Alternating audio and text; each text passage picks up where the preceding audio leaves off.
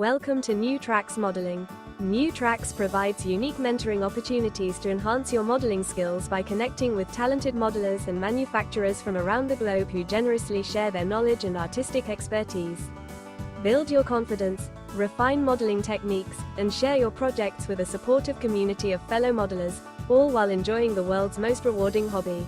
Join us every Wednesday at 7 p.m. Eastern on Zoom and YouTube for our free live program. Missed a program? No problem. Individual show segments are uploaded to YouTube for convenient on-demand viewing. Be sure to connect with the SoundTraxx community by joining the SoundTraxx Facebook page where you can interact with other modelers and see what they are modeling. Visit our website at www.soundtraxxmodeling.com, where you'll find information about upcoming events and the latest issue of our monthly newsletter, Observations. And now, here is the host of SoundTraxx Modeling, Tom Farrell.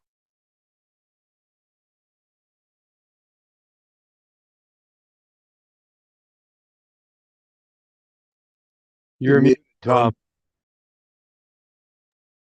Oh, good evening, everyone, and welcome to SoundTraxx Modeling, the live Zoom and YouTube show that airs every Wednesday at 7 p.m. Eastern. SoundTraxx Modeling was founded by Jim Kello with the mission of building a supportive and educational community where mentors help modelers build. Our platforms include the live Zoom and YouTube show you're watching now, along with our Facebook page, the SoundTraxx website, and our Observations newsletter, which has over 8,000 subscribers. Everything we do is completely free for our participants. Our entire team operates on a volunteer basis, dedicated to supporting the model railroading community. Before we begin tonight's program, let's take a moment to hear from our show's sponsor, Brennan's Model Railroading. Tonight's SoundTraxx Modeling Meetup is sponsored by Brennan's Model Railroading. For over 25 years, Brennan's Model Railroading has been offering unique products focused on the O-scale market. Their flagship product, Brennan's Better Ballast, was an instant hit and continues to be the industry leader. The prototypical size and natural color blend of real crushed granite make it the choice for discerning modelers. Since then, Brennan's has developed a complementary line of natural ground cover materials. Brennan's also has craftsman kits that anyone can build. The complete photographically illustrated instructions assume you've never done this before, and explain in step-by-step detail how to create an outstanding model. The Frank Ellison Tribute series of kits are amazing additions to any layout. These kits take Frank Ellison's scratch-built iconic structures to a new level using modern methods and materials with Dennis Brennan's additional details and amazing instructions. See the complete line of products on the Brennan's Model Railroading website. Use the QR code to visit.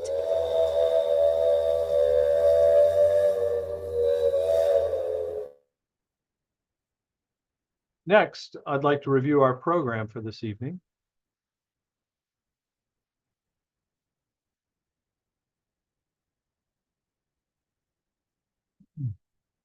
I'm pleased to announce that we have George Bogatiuk from SoundTraxx as our featured manufacturer this evening. He'll be telling us all about his new products and encoders and such. Next up, we have a new presenter, Dan Rousseau, personal friend of mine and a master model railroader. He'll be showing us how to do antique window glass in O-scale. Then we have a regular presenter, Bill Stimson, building with DPM modular building system. I've personally used these in N scale and in O scale. They're a very nice product, currently made by Woodland Scenics. And then we have part two of our very own Pat Rivard, a stone engine house. That'll complete that program. And then we have Scratch Builder's Corner, another regular on the show, Martin Brechbiel. He'll be showing us really a kit bash, building a Carstens Reefer in O scale. And then final presentation will be myself, the Rustic Buff and Old Gothic, featuring the Eberwein coal facility. I'm integrating that model into my railroad. And then we'll have the close with Father Ron, and we will have a caboose. So we have a fantastic lineup this evening, but before we get started, I'd like to take a moment and highlight our SoundTraxx Modeling Scholarship Program.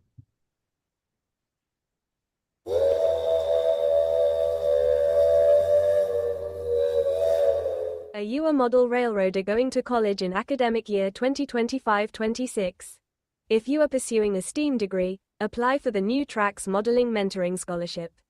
For the 2025-26 academic year, 3 $2,000 scholarships will be available. You can apply online at the QR code shown or on the SoundTraxx Modeling website. Model railroaders can support the SoundTraxx Modeling Mentoring Scholarship, the only national scholarships for model railroaders from a nonprofit organization. Donate online on Zephy. All donations are tax deductible.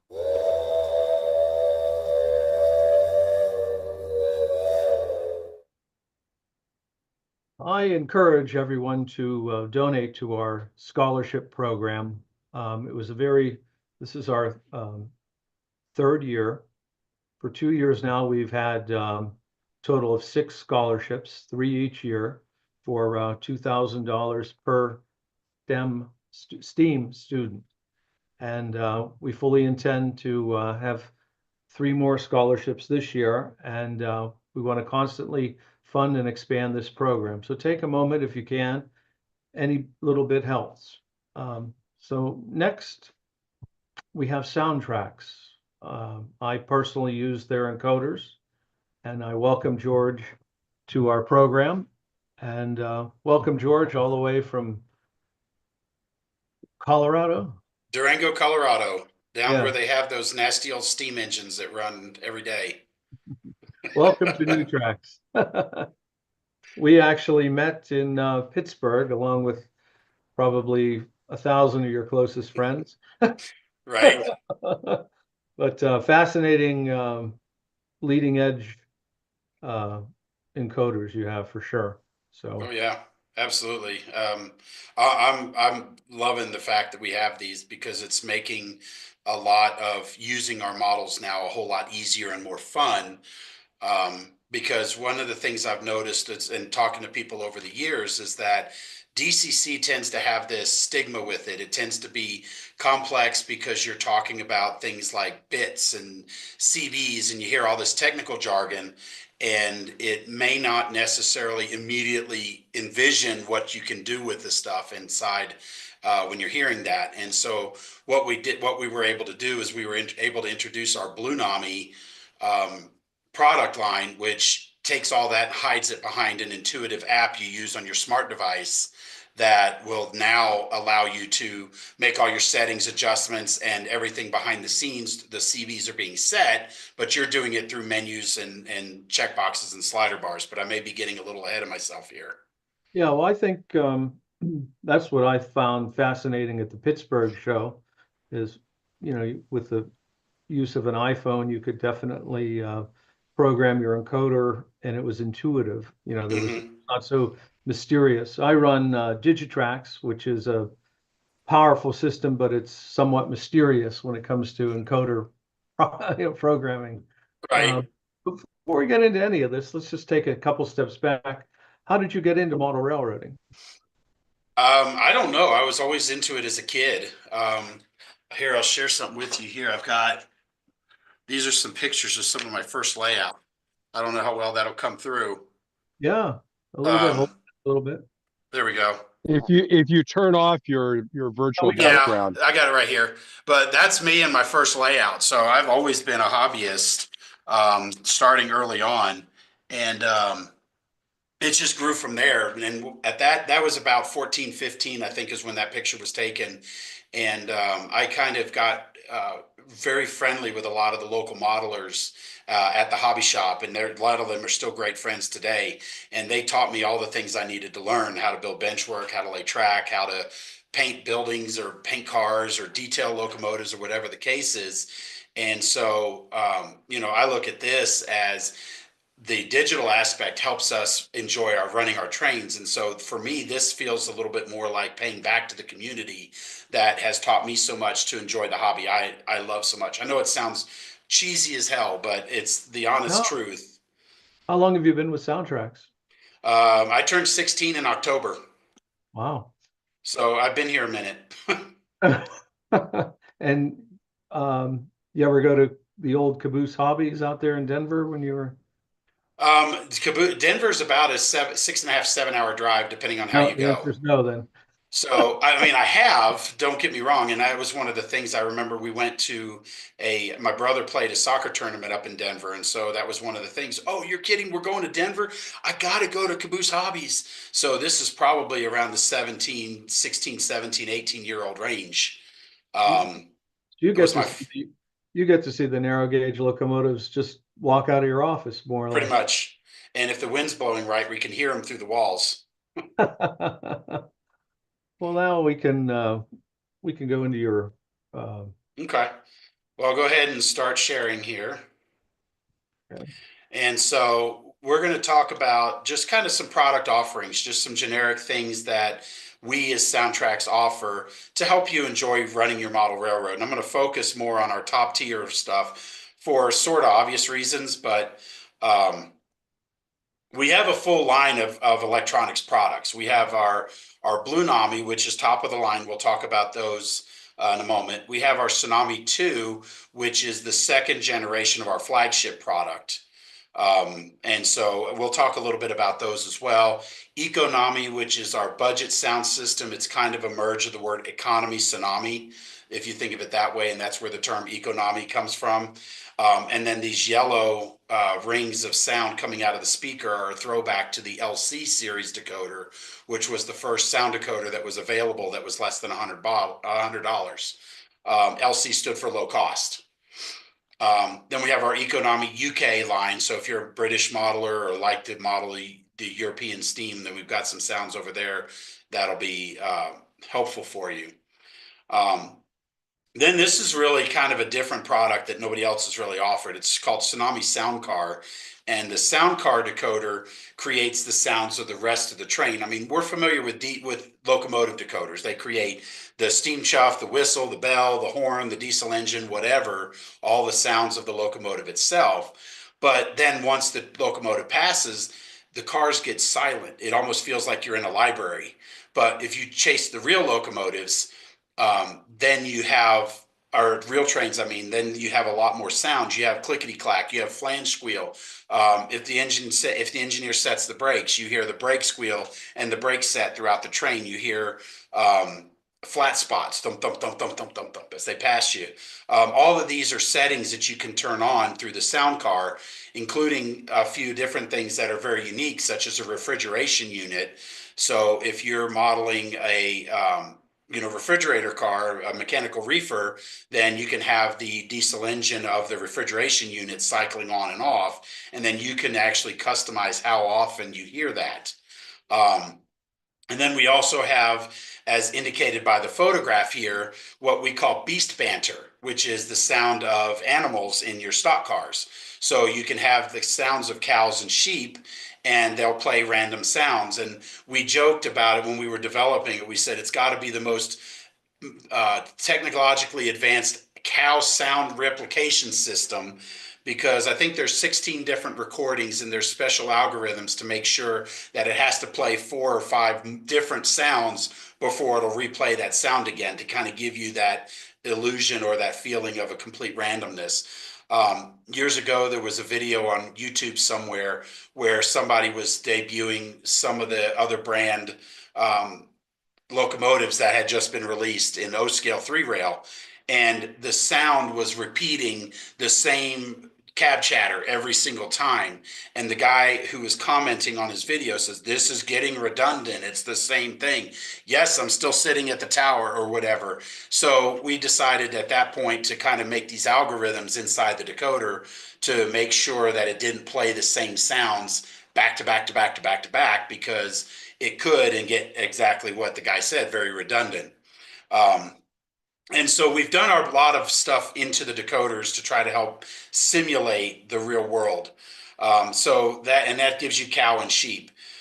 We also have a line of mobile decoders, which are DCC non-sound motor decoders that allow somebody who may be on a limited budget or maybe just doesn't want to do sound in all their units, an option to have a compatible product that will run with the other products that we have in the locomotives. One of the other things we have is a product called SoundTraxx, which is a surround sound system for your entire layout. And so the surround sound system basically works with the Digitrax transponding technology, which identifies not only that a block is occupied, but what locomotive is occupying the block, and therefore transmits the sounds of that locomotive to the sound zone that you've assigned to that section of the layout. And as your locomotive traverses the layout, the sound will travel from zone to zone. So it kind of gives you an illusion or a feeling that the sound is on board without it actually being on board. The good thing here is that it's good for really small scale locomotives that maybe not be able to get a good sized decoder and a speaker inside of it, but also it gives you that ability to add bass or the low frequency because you can hook up a subwoofer. And then we have a line of different accessories, different size speakers, different sized our wire accessories, plugs, connectors.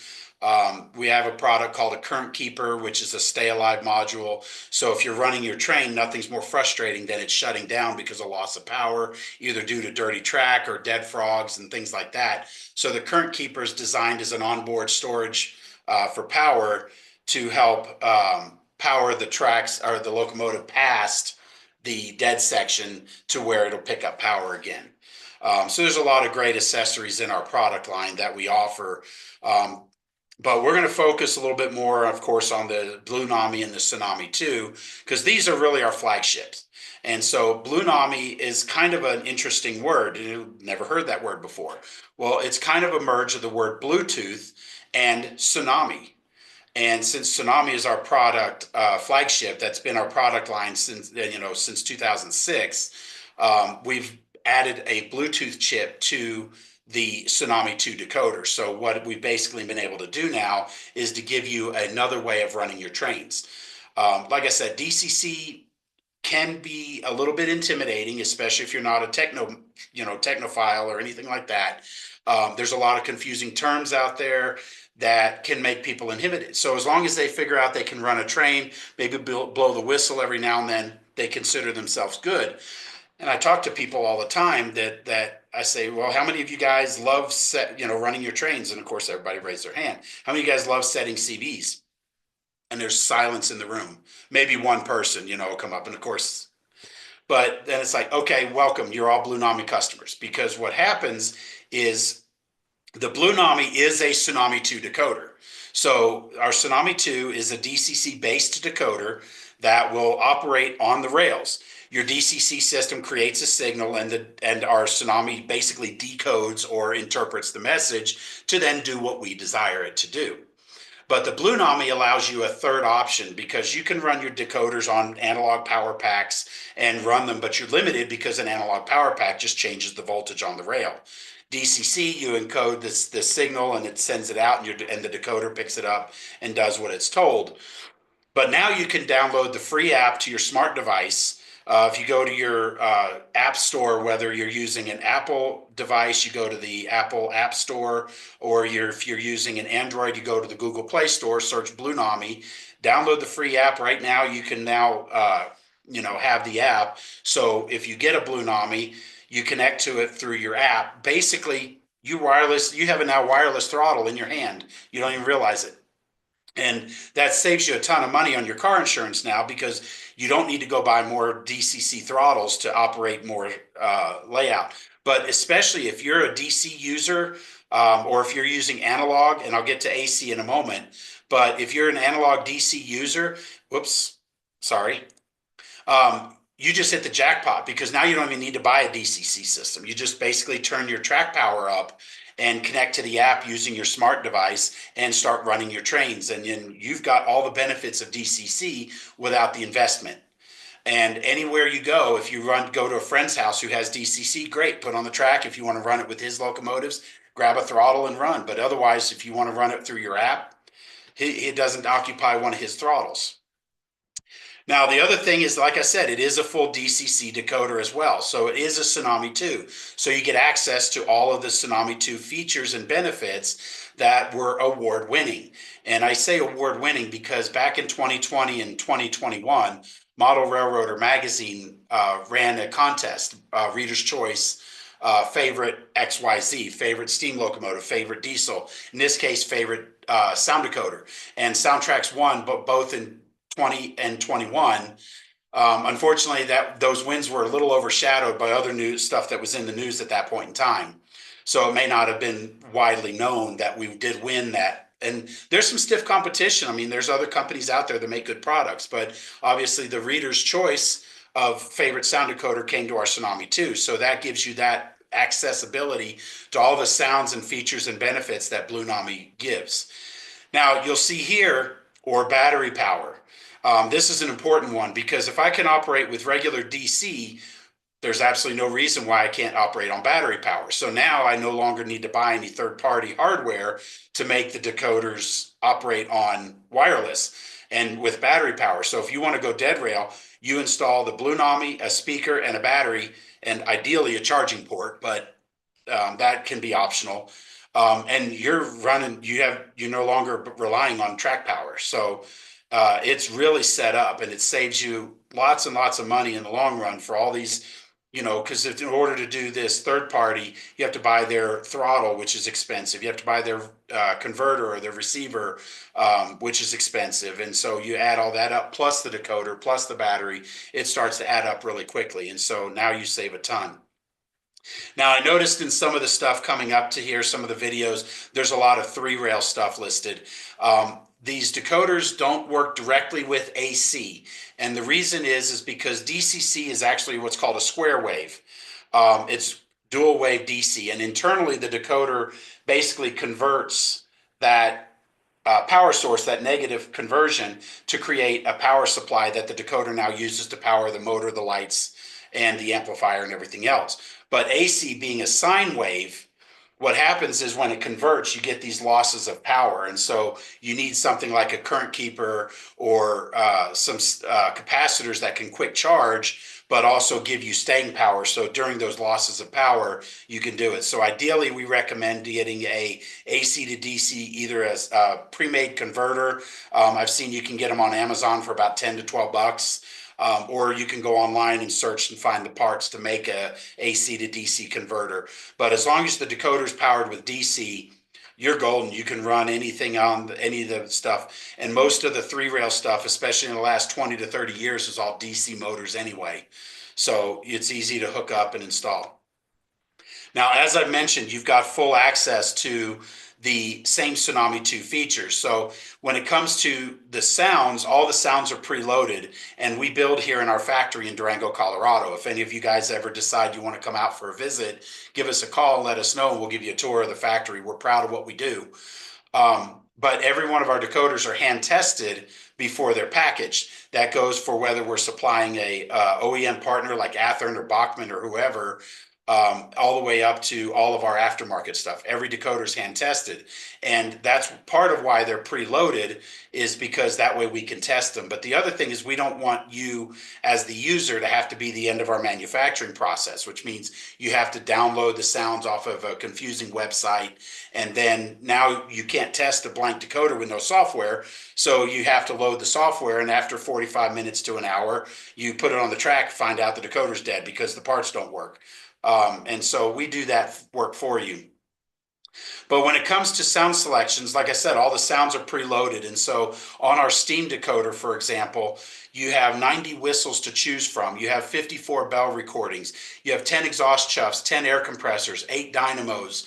You have different fuel types. So whether you're running a hand shoveled coal, auger fed coal, oil burner, or wood fire, and you have different sounds associated with all of that. You can do a lifting, non-lifting injector, power reverse, manual Johnson bar, and then you can even do the sound of an articulated exhaust chuff going in and out of sync with each other.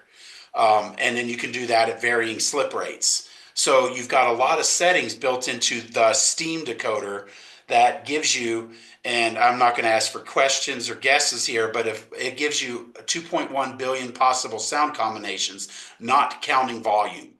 And when it comes to our diesel decoders, the diesel sounds are preloaded in there, and you've got 44 air horns to choose from. You have up to 9 different diesel prime movers based on family.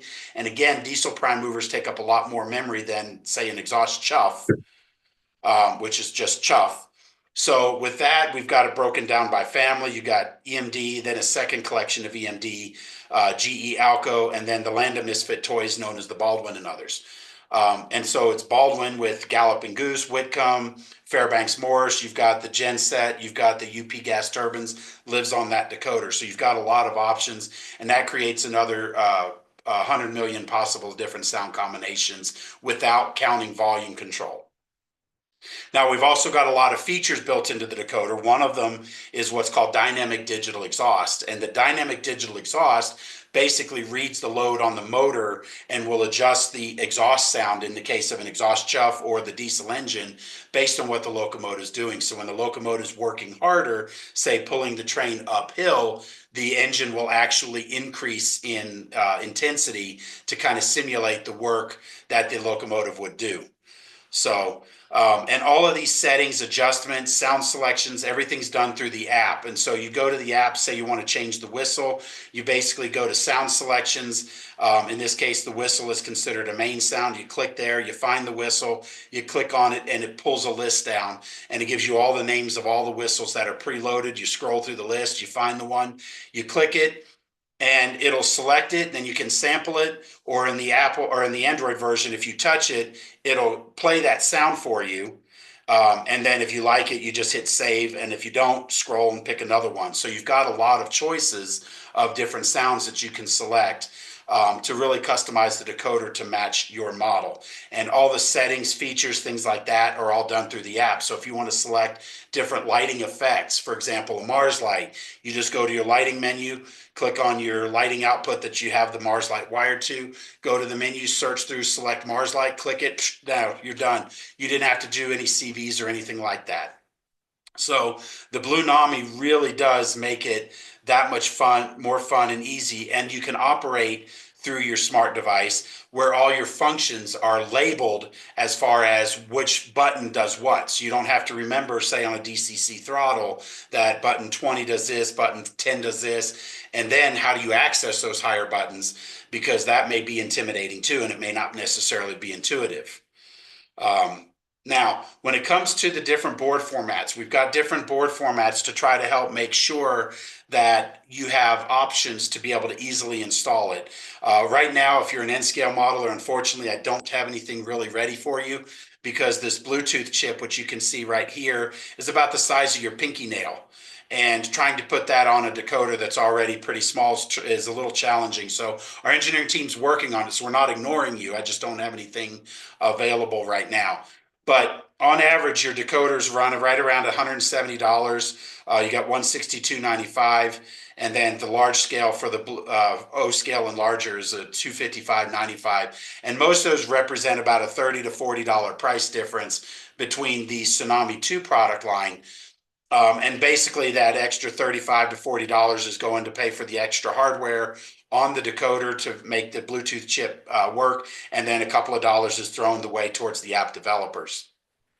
But the communication on this is actually instantaneous because the Bluetooth chip is paired with the processor. So it's actually talking direct to the processor, sort of bypassing the normal DCC protocol. So the communication's faster, and I can read all of my CVs and make sure all my menus match in a matter of seconds, versus having to go through, like, say, a program like JMRI, where to read all CVs, you may as well go make a sandwich, read War and Peace, come back, and it might be done. But the range on this Bluetooth, most people are used to headphones where you have a range of about 30 feet. We advertise up to 100 feet, but I have a video on our YouTube channel where I've actually run at about 145 feet before I lost connection. So the reliability is there, the feature set is there, and the decoder is certainly a lot of fun to operate and run. But now, if you don't have the Bluetooth, or if you don't want to try it, or say if you're a small N scaler, we do have options for you. This is our KN1, which is a decoder for N scale. But we do have a lot of boards in our Tsunami 2 product line that help make the decoder installation easier. This is a Next 18, good for the N scale. But you'll see a lot of the same board formats. We've got our PNP, the 21P, the 2200, 1100, and then of course our 4400 for the larger scales. These are DCC decoders that will decode the DCC command, so they do have to run there. The advantage with the Bluetooth is that the Bluenami also will run on DCC if you choose. So, but we do have a lot of cool things to help make this more enjoyable. We've got a lot of educational stuff. So right here, you're seeing a page of our YouTube channel where we post videos every week, content about the decoders. Here you can see a video of me at the Greeley Freight Museum, they call themselves the Colorado Model Railroad Museum. But I'm consisting 6 Bluenami decoders in a matter of seconds, and then I take it out for a spin on the layout, and it takes about 45 minutes to traverse the layout. And this is up in Greeley, which is north of Denver. But our videos are there. You can click on there, watch all the videos and see it. So normally at the top here, you can kind of see where I wrote SoundTraxx stall. I was linking a video for a customer about stall current. So if you type in SoundTraxx and your topic, you normally will find a video on there. But I encourage everyone to subscribe and then click that notification bell so that way, every time we post new video content, you'll be notified and you come in and watch. We try to keep the weekly videos short, and then we have a podcast that we just announced and have been doing now for a little while. There's 17 episodes. I'm trying to keep those short as well, 30 to 40 minutes or so. But a lot of great information, and it helps explain a lot of what the manuals have. But we also have our user's guides and our manuals. And when anybody is looking for information on how to set up the decoder and how to do it, I encourage them to go to the user's guide, because the user's guide explains everything here in English terms, starting with chapter 1. And you'll see that these 2 pages are taken from chapter 1. How to ring the bell, how to blow the air horn, and then some common whistle signals that you might be able to use. Here's some other features. What is head end power, or to start the turbine? How do I, refuel the locomotive, or whatever the other sound effects are? It explains what it is, so that way when you hear these sound effects, you know what you're hearing. And then the manual will go into configuring lighting outputs. So it'll talk about the CVs appropriate, and then your different lighting effects that you can set up, but then it explains what the lighting effect is. So I encourage you with all of those to go to the user's guide. It'll help explain a lot of what the decoders can do. And if you do have any questions, we're a phone call or an email away. We actually pick up the phone. We actually respond to emails. We're not one of those companies that has 2 hours of open time that we'll go ahead and throw you a bone and talk to you just a little bit. No, this is your hobby. We want you to enjoy our product. We're here Monday through Friday, 9 to 5:30 Mountain Standard Time, all day long, answering phone calls, emails. And if you have a question, it's important to you, call us and we'll help answer anything we can. The last thing I've got prepared for this presentation, given the fact that trying to keep it short, SoundTraxx turned 35 years. We were there in day one when the DCC signals and all of that were standardized, and we've been making product as the industry leader for all this time. So we're going to be doing a lot of specials, promotions. Right now we're running a photo installation contest where you can do an installation, send us photos, and then from that we're going to pick somebody to win a decoder of their choice. And it can be a Bluenami if you want. So a lot of cool stuff. Be sure to subscribe to our newsletter. We send an email once a month to kind of let you know what's going on, anything that's new and exciting, new videos we talked about, shows that are coming up, and so forth. So that's everything I've got prepared for you. I'm a phone call away. There's my email address. If you do want to have further conversations or talk more about it, let me know. I will tell you that as a personal modeler, I'm 100% Bluenami at home. Everything on my layout is Bluenami, and I haven't touched my DCC throttle in probably 6 months now. So with that, I'll open the floor if you guys have any questions or anything before you kick me off. Any questions for George? There was an online question. I'm not entirely sure what the guy was asking, but he was talking about amperage. So I don't know if he's talking about Yeah, so draw or what. well, so one of the different board formats have to do with the current draw of the motor when it's stalled. I know a lot of people will hear that and just go, "Well, I've never locked up my mechanism," and that's not why we ask you to test stall current. Because traditionally most people are used to a power pack, right? You turn the voltage, you turn the throttle, voltage on the track goes up, trend goes faster. But that's not how a decoder controls the motor. A decoder controls the motor by what's called pulse width modulation, or PWM. I'm sure you guys have heard that phrase as well. So basically, power to the motor is either on or off. And the duration of the on time is increased, and that's what turns the motor faster. So every time you go from 0 to speed step 1, that first pulse of 14 or 16 or 18 volts goes to that motor. That's stall condition because your motor hasn't turned yet. As the motor starts to turn, then that current draw drops down like a slide. Um, but the stall current is important because every time you go from 0 to speed step 1, you're recreating stall condition. So a lot of times we'll see people where they'll grab our 1 amp decoder, for example, putting it into an Athearn blue box because that's all they can fit without doing major modifications or reinventing the installation. But come to find out that motor stalls at 1.25 amps and their TSU 1100 gets burned up, and then they can't say, well, what's wrong with the decoder? Well, did you do stall current? Well, no, I didn't do stall current because I've never locked up my mechanism. Well, you need a 2 amp decoder because the 1 amp isn't enough to power that motor, and that's why you're burning up decoders. So that's an important factor to keep in mind. A lot of that information is on the product pages. So if you go to the website, SoundTraxx.com, and you look at the specific products, it'll talk about what the specs are for each of those models or each of those decoder board formats so that you can match it up. And again, we're a phone call away if you have questions. Are there any other questions for George? Yeah, I have one. I've had to go up to your 4 amp decoder, and because I'm in standard gauge O scale. Okay. But I've used the Blue Nami. One of the fellows had one out to one of our meets, and I loved it. Would it be something coming down the line in Blue Nami that would be able to have the 4 amp decoder? Or that is available now. The Blue 4408 is a 4 amp decoder.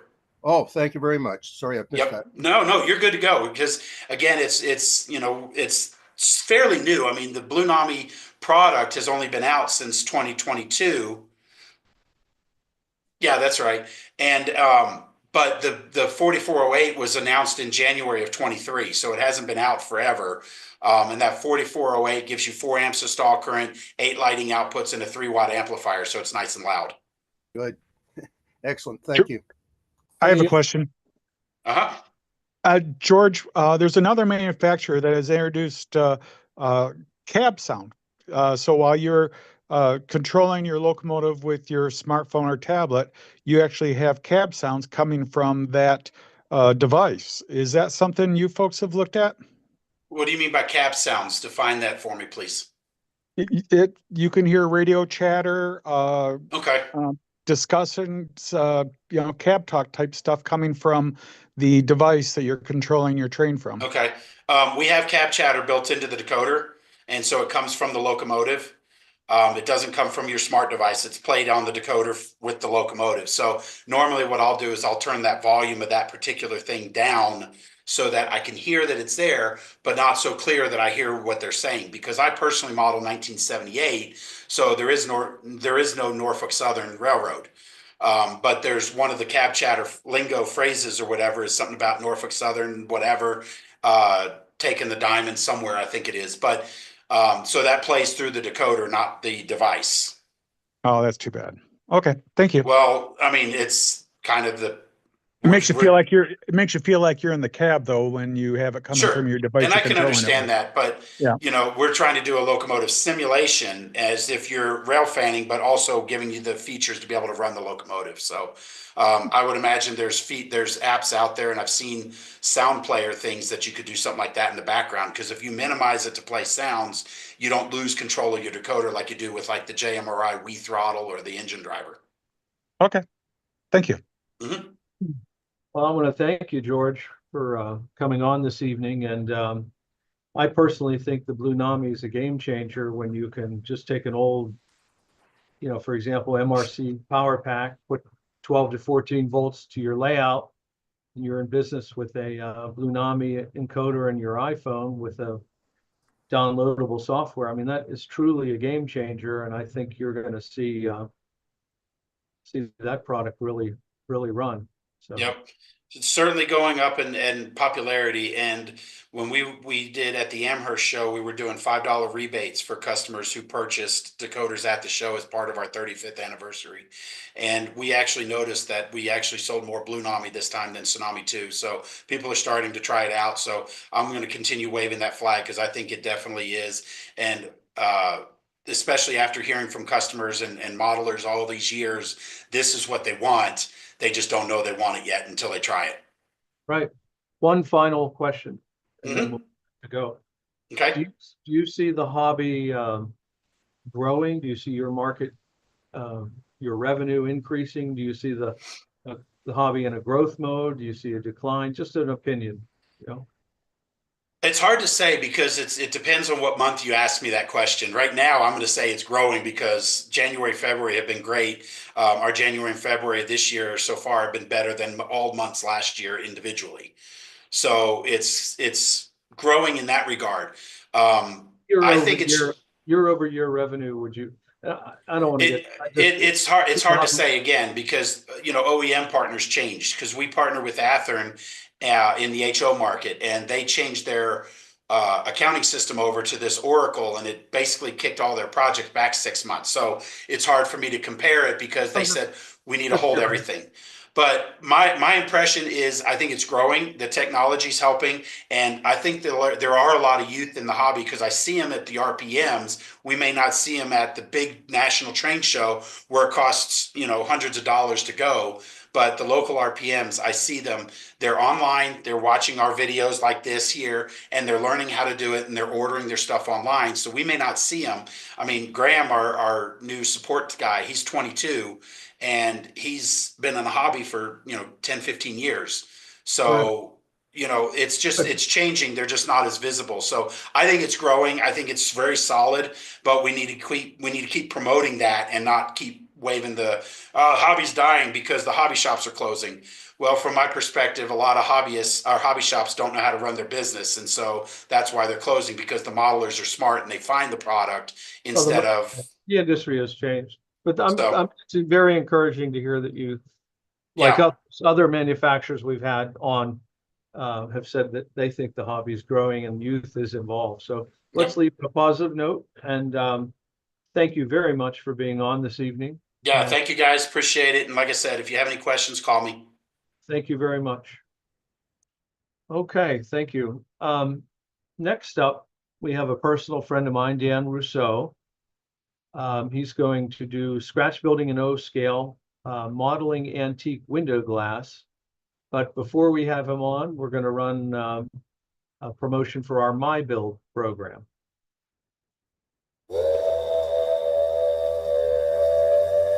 Don't miss the monthly NewTraxx Modeling My Build event. My Build is where the modelers of NewTraxx show what they have been building. See amazing modeling with some My Builds featuring specific topics for modeling. If you would like to have your models included in the My Build, please email your modeling photos to chriscourse@railrunner130@hotmail.com. If you are a first-time My Build participant, please include a photo of yourself.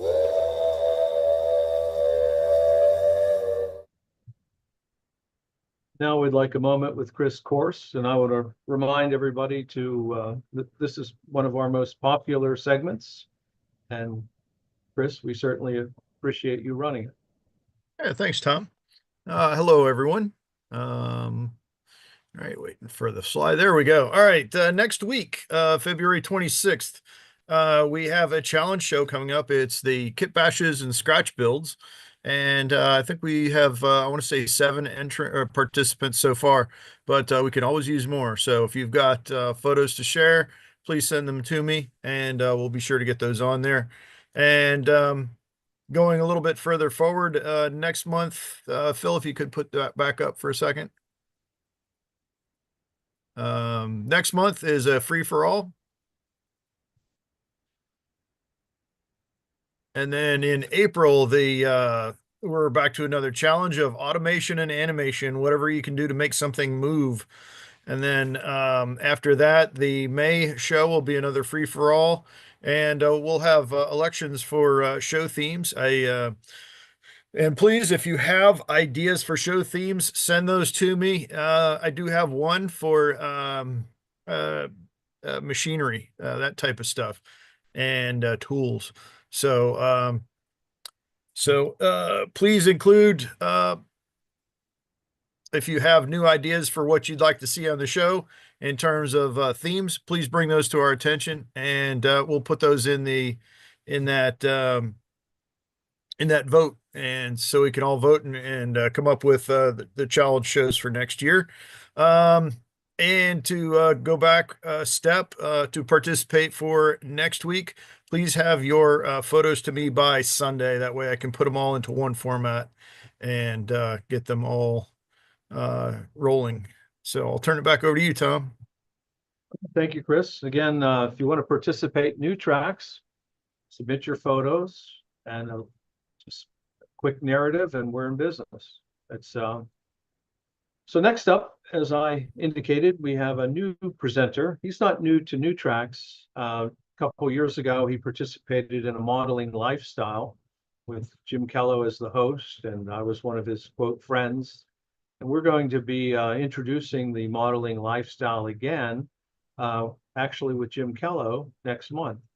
But now I'd like to introduce Dan Rousseau, scratch building and O-scale, modeling antique window glass. Good evening. It's my pleasure to actually join you guys. I don't get the opportunity as often as I would like to. This happens to hit on Wednesday night when I'm usually at church. So taking a break from that and coming to spend some time with you guys is a real treat. So, you know, as an ON30 modeler, you know, I've been doing that now for, gosh, 20 plus years, I guess. Have been in a modeler for going on 50 plus years. Did a lot of HO modeling for years. Had a brief stint in SN3 until Bachmann showed up with the ON30 Shea, and that was the death knell of all other scales for me. Once that showed up, it was time to jump in with both feet, and I've been ON30 ever since. But one of the things that's been interesting in doing, whether scratch building or doing kits or whatever, is I found that most of us model eras that predate manufactured glass, right? Yet kits are the typical stuff that's available, whether you're using, you know, slide glass or whether you're using acetate or whatever feature you might be using for your window glass, really doesn't replicate hand-blown glass, which is the way glass was manufactured or made in the era that most of us model. So that led me to looking for what could I find that would really replicate that look. And so if we can go to the next slide, this is sort of the tool set that I work with. Some toothpicks, pretty simple, you know, your windows and doors and things like that. The micro crystal clear is the product I use. So this is a product that you can find. It's a micro scale product. You can find it if you have a hobby shop. If not, you can certainly get it online. Has the consistency, when you look at it, almost like Elmer's glue in the bottle. And then I happen to have this pair of, you know, hands that I find really handy to, you know, put the windows in and allow them to dry level. So you'll see some of that as we go forward, and go to the next slide. Here are some other tools that you can combine with microcrystal clear. Really any of your craft paints. So if you want to create a stained glass panel, right? We've all seen, and you'll see in this exhibition, we've seen those doors where they've got the the clear story windows above the door, and those are sometimes, you know, stained glass. They're usually a single color. Well, you can take a little bit of pigment and mix it with a crystal clear, and when it dries, you end up with a colored glass pane. Now, for your sanity, I would highly recommend you don't try to create a rose window for your cathedral out of this, because you'll go absolutely insane doing it. But you know, for simple colored glass applications, it works. We can go to the next slide. So you're taking product on the end of your toothpick. I picked this multi-pane window as a starting point because it's one of the easier ones when you start out to really work this technique. So we can go to the next slide. And what you're doing is, unlike what the manufacturer tells you to do, instead of swirling that stuff around the inside of the pane and creating a bubble, what I do is flip the window over and attack it from the rear, and essentially dip my toothpick in the material. And then you can progress to the next slide. You'll see that what I start to do is roll that toothpick across the back of the window frame, and it essentially fills in each of those panes. And once I've got that done, then it's time to basically put it in the hands device or someplace where I can keep it level so that it can dry. And it usually dries in, you know, probably 20 to 30 minutes. So you can just keep, if you've got a bunch of windows to do, you just keep kind of rolling through them. The key there is having a level space that you can let these dry and not have anything touching the surface of those panes. But you can get the idea of now seeing the finished result, that it looks like antique glass, right? It looks like glass panes that were hand blown back in the day in how they used to make glass. And that was really my objective to start out with. I wanted that look. The other beautiful thing about antique window panes like this is you can put window treatments behind them. You can see through them, but it's not so clear that you have to. One of the advantages of doing it this way is you can gain the advantage of giving your structure depth of field in the windows and doorways without modeling the complete interior, right? Just because of the fact that it's opaque enough that you can't see everything clearly, right, on the inside of the structure. So if you're modeling something and you just don't really want to go to the nth degree of modeling the interior out, this is a great technique. I also use this on hydrocal structures. If you've done any of the downtown deco buildings, and you know, they have the window openings that are basically cast into the hydrocal casting. What I do is I take that back area and paint it black or some dark color, do my windows and any window treatment, and it gives you that depth of field that you want without doing a whole lot. And you don't have to punch out the window spaces and file all of that stuff and create an unholy mess everywhere.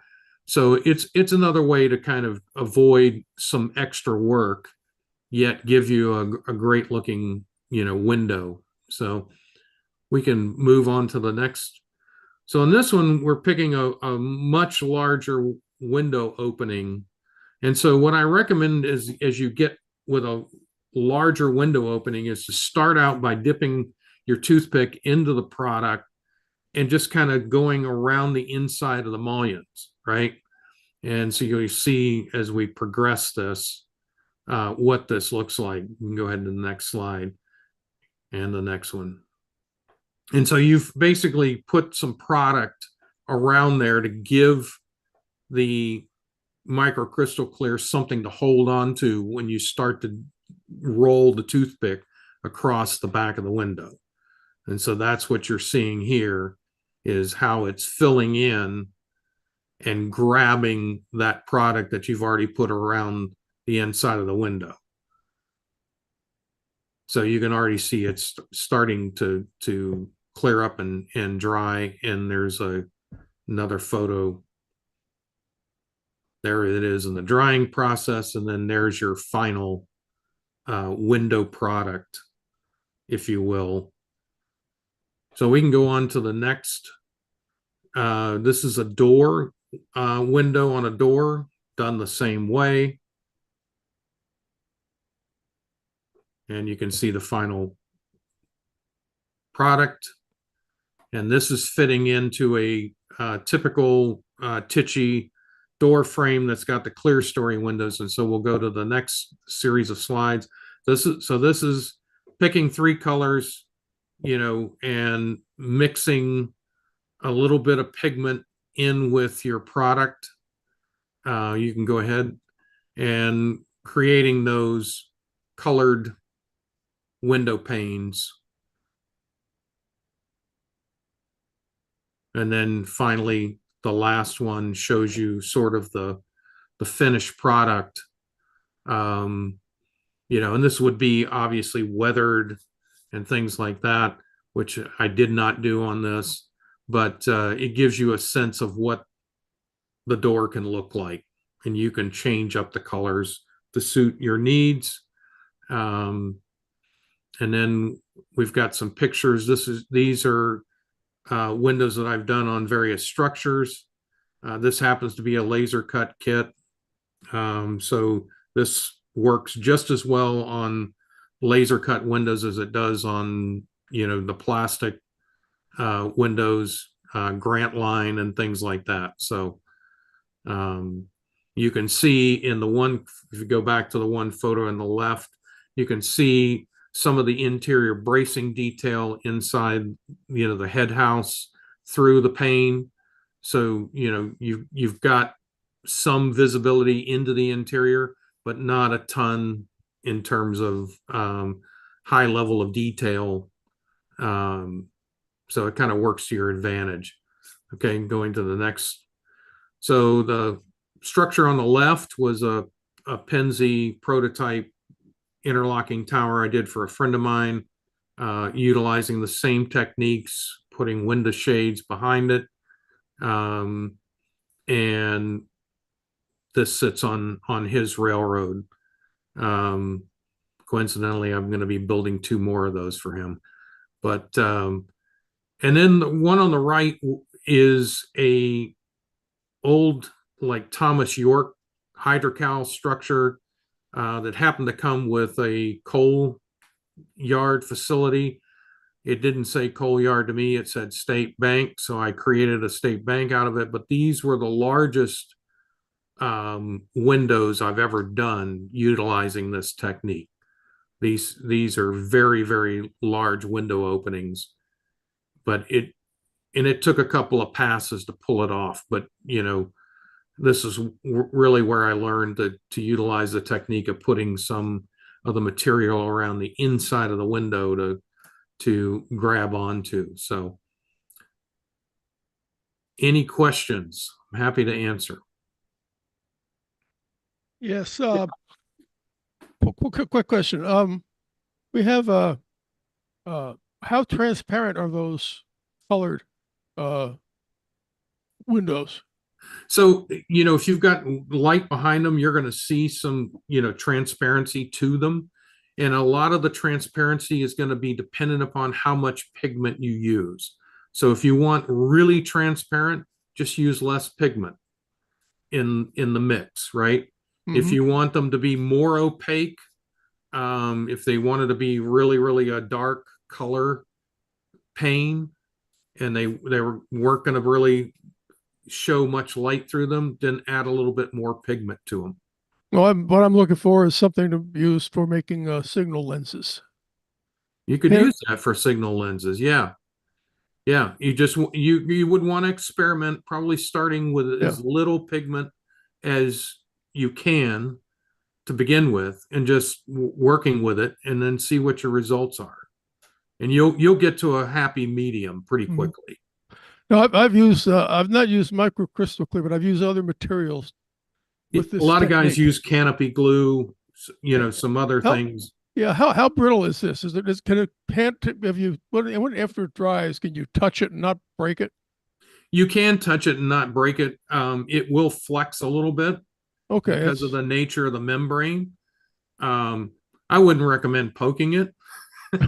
No. You know, I had some that were so brittle that you just look at them. No. It's one of those things that look, you're going to find that when you use this material for your windows, on occasion you're going to get little, bubbles. Yep. In the window. Well, guess what? Real glass, blown glass, had bubbles in it. Yep. Right. So it's one of those. Just treat it as a happy accident when it happens. Yeah. Right. And don't worry about it. But good question.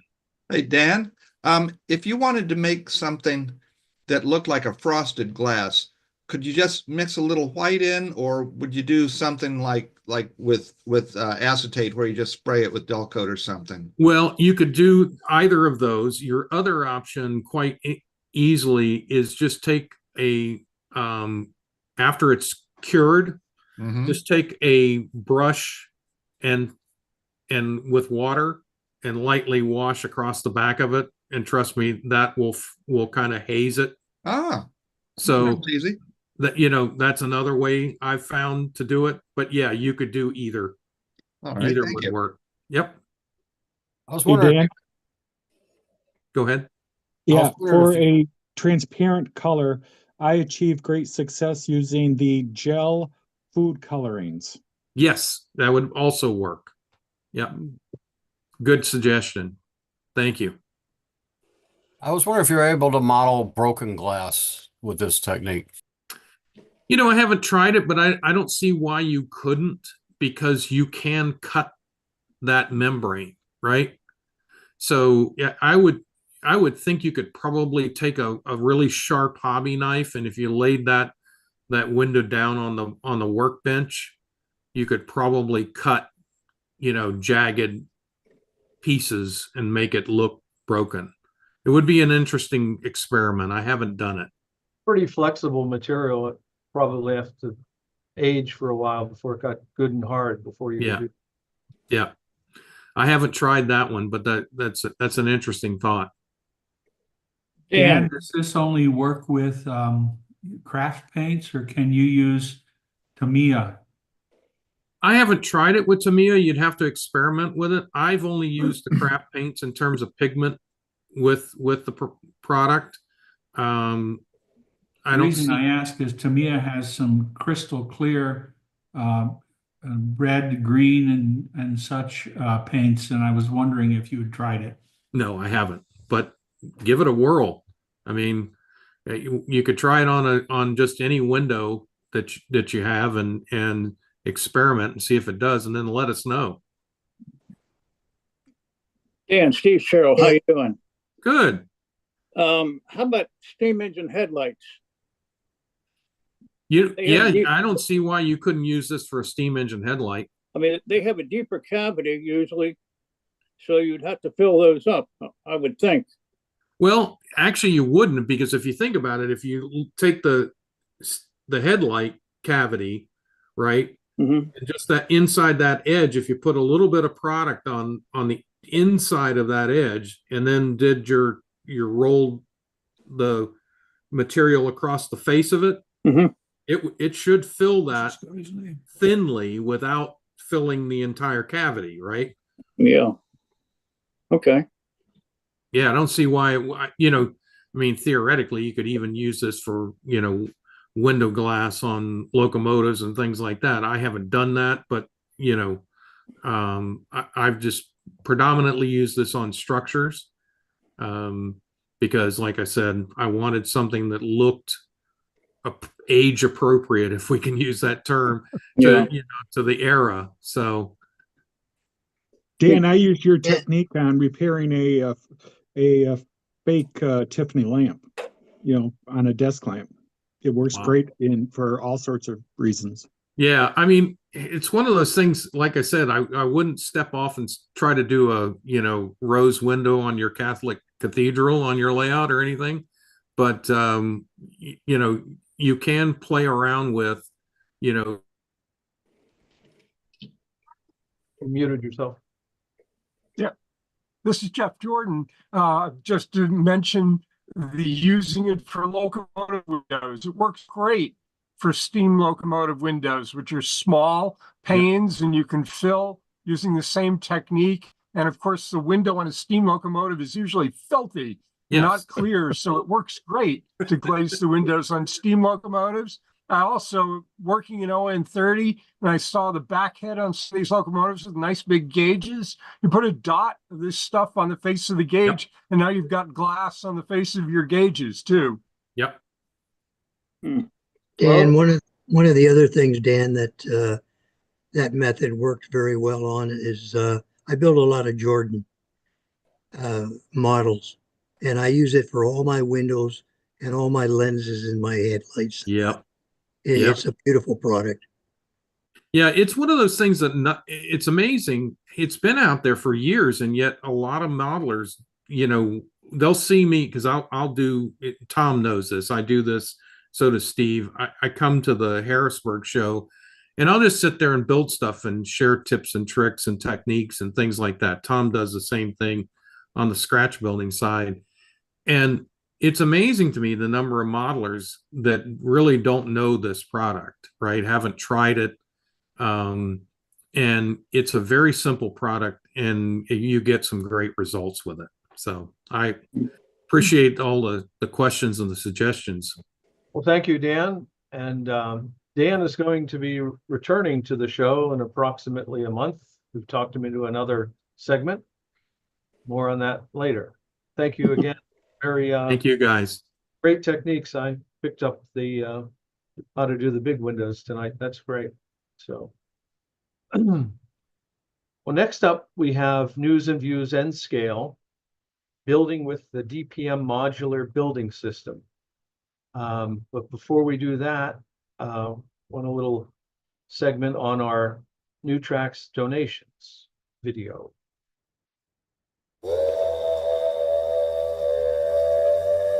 Do you enjoy NewTraxx modeling? You can help support NewTraxx in many ways, but donating to support the show and other activities is really appreciated. This helps pay for the expenses of producing the show, including Zoom, website, and emailing costs. You can support NewTraxx financially in 3 ways. First, you can make direct contributions through Patreon. With Patreon, you can make a single or monthly contribution to NewTraxx. You can also contribute through YouTube by using super stickers and super chats to donate. Finally, when you watch a YouTube replay, letting the ads run will increase the payout to NewTraxx. Thank you for supporting NewTraxx modeling.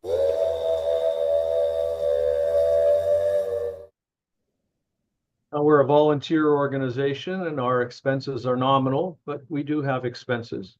And I encourage you to $5 or $10. If we had, sometimes we get 500, 600, 800 viewers, a $5 donation from everybody would make the world go round here at NewTraxx. So next up is Bill Stimson on News and Views N scale. And he's going to show us some work with the DPM modular building system, which is currently under the tutelage of Woodland Scenics carries it these days. Am I correct in that, Bill? Yes. You're on.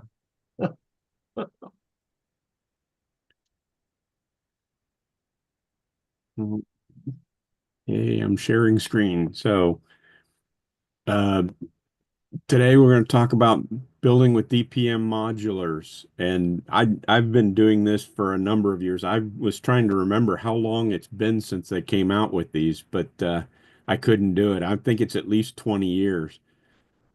So in N scale, they only have 13 modules to work with. You got 3 blank walls, you've got big freight doors, you got freight doors with a dock, and you've got a number of windows and a few door modules.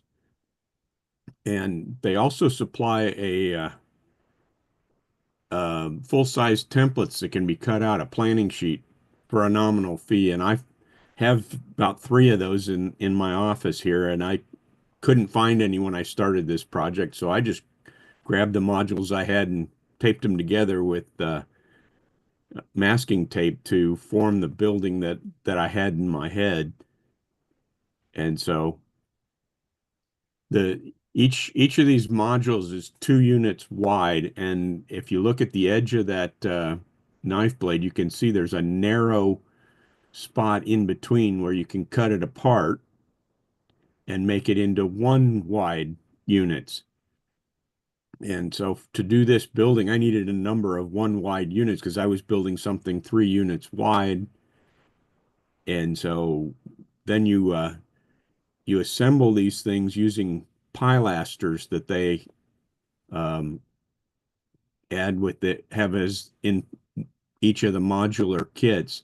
They also supply some cornice units for the tops of the buildings. So first you have to add the pilasters, but I add the pilasters between the 2 unit ones that I'm going to use because it's simple and they don't require much of any effort. But then add the pilasters between the 2 pieces that are separate, the 2 unit and the 1 unit. And I tend to use squares and weights to make sure everything is as square as I can get it and as flat as I can get it. Sometimes these things have a little bit of a bend to them, as many plastic models do. And then after you've built all the level ones, then you have to add the second stories to them. And, and the pilasters work well for adding assembling units that are not the same height. You still can use a full height pilaster to do that. And then you add the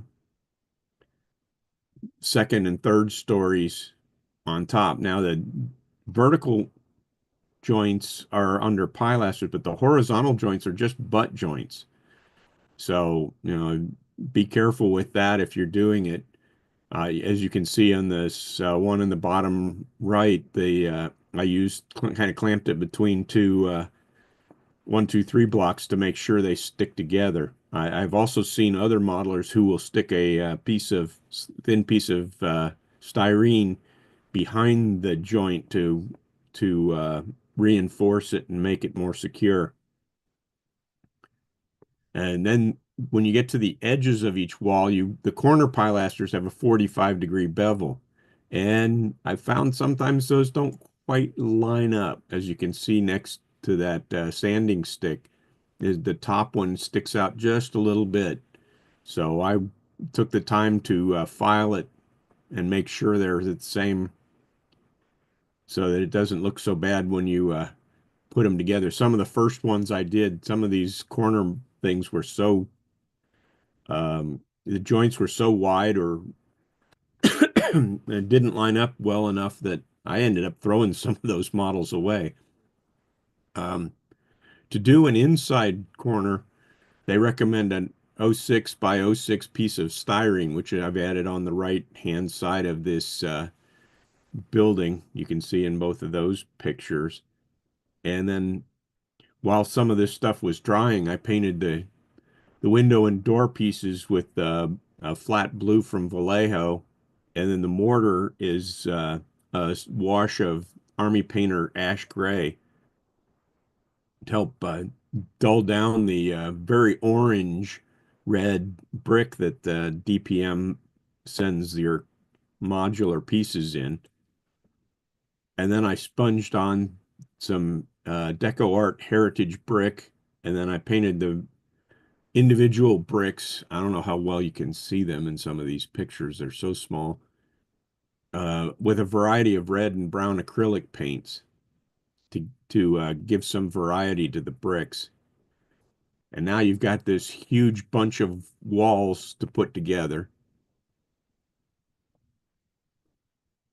And so I started assembling walls, and I assemble them in kind of L-shaped pieces. There end up being three. The one in the back and the side here, and then a couple of others. And then trying to keep using the weights to keep them perpendicular to one another. And the same is true when I assemble the rest of it. And you can see some more pictures of where the joints are. And I found that that same 06 by 06 styrene actually fits in the gap that's behind the corner pilasters. And so I put that down in there and glued that in as well to kind of make the joint more secure and keep it straighter. This, now, to be fair, the 06 by 06 is not included with their DPM packets. And then I've added a roof of styrene, which also is not included in DPM packets, to fill out the building. And here you can see that's now assembled. And two things I noticed when I was taking pictures of the completed buildings. You can see that little N-scale car there next to the dock. That dock riser is way too tall to back a truck up to load it. So I've got to figure out what to do to I'll probably have to get some Sculptamold or something to change the landscape as I finish it up. And if you look through the box car, you can see that the door is just a little bit above the floor of the box car. So stay tuned. Next week I will next month I will try and solve those problems and put this on a base with some more details. Anybody have any questions? Are you using styrene cement or is it CA to put stuff together? I don't know this. I used what was it? Baller Expert plastic glue to put this one together. I have also used Plastrux plastic weld on these, and that works fine too. Okay.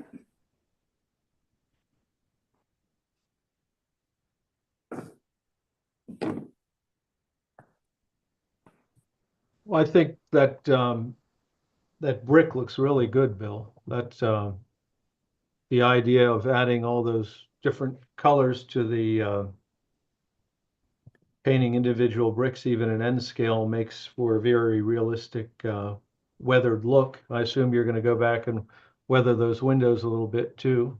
Yeah, and put something behind them to appear to a shade or something behind the windows so you can't see through the building. I think it is kind of odd. I think the people that originally made DPM were machinists, and they're very precision guys. Funny that they would make those loading platforms a little out of scale, Yeah, N-scale vehicles weren't always the same size either. Yeah, I guess that's true. As you know, I was in N scale for forever. So, but thank you very much. Great program. Thank you. We'll see you next time. Any further questions? Are we good? Okay. Next up, we have our very own Pat Rivard. He's going to do part 2 of his scratch building of a stone engine house. And okay, Pat, we'll go ahead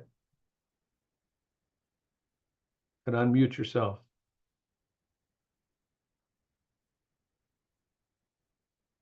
You're muted, Pat.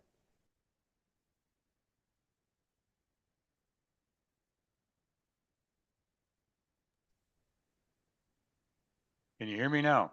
Yes, sir. All righty. Thanks, Tom. We'll try and get to where we left off last time, which was a couple of weeks ago. I think we were on the roof design. That's correct. Getting close. And this is where we started, I think, or ended it last time. So if you look closely, all the rafters are now set into the outside beams along the walls at the top. You can see them all along there. They all have notches in them. I actually cut these pieces all the same length and separated the rafters so they're all the same distance apart. That's because I am going to be lifting this roof off once in a while, not a lot, but I will be lifting it off every once in a while to show the interior.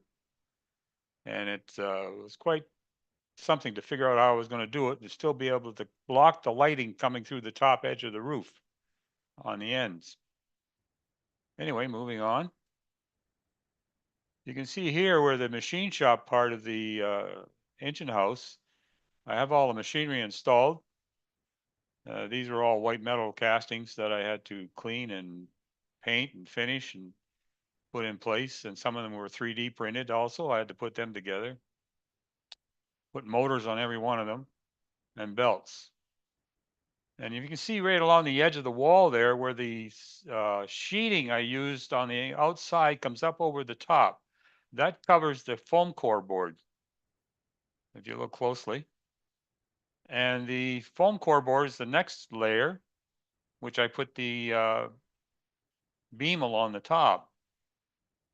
And then you can see the sheeting I used on the inside wall of the foam core board and then the studding after that, and the top edge of the studding. Also, if you look at that picture, you'll see two wires going across. I use that in a lot of my larger buildings, most of my buildings, and that's piano wire. And I use that for my power to run source of power to the lights that I installed inside the building. One side negative, the other side positive, and I always put the resistor on that wire with the one side. Moving along. There's a clearer picture of the material and the equipment I put in there. And also added a few figures to add some interest to it. There's a closer picture of the wiring and how I did it. And the rafters, you can see the steel trusses or straps that I used on the trusses in order to prevent twisting, bending, or breaking of any sort, and add the weight from the roof. And I added nut bolt castings to it to make it look more realistic. And all of the rafters have been stained lightly with an India stain. If you look down below, you can see the desk. And that's the boss's desk. And there's more machinery on the right-hand side of that building that I put in, along with some shelving.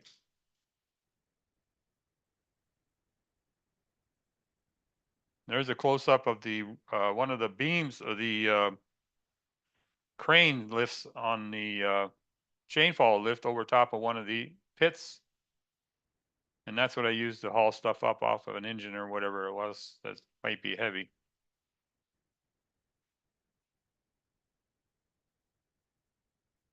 And there you can see the bottom part of the floor is the beginning of the walkway between the two pits that you use to walk on at the level of the engine doors. When you're working on the engine doors of the diesel or steam or whatever it is you're working on. And I added a few figures there. And you'll also see a little mobile oil and grease attachment.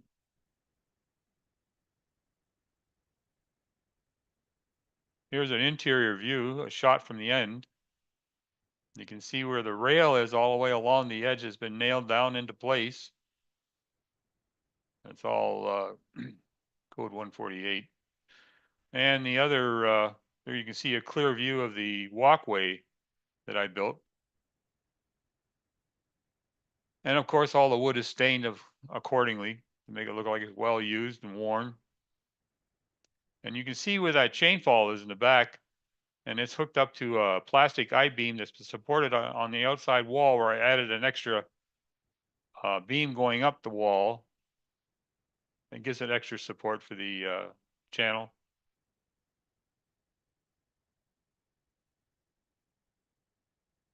There's a darker picture you can see on the left-hand side in the back, some more of the machinery and some more of the rafters.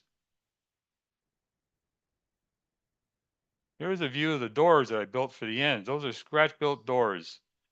And I used a part of another door from one of the manufacturers that I had, 2 engine doors. And then what I did is I added to the sides, the bottom, and the top.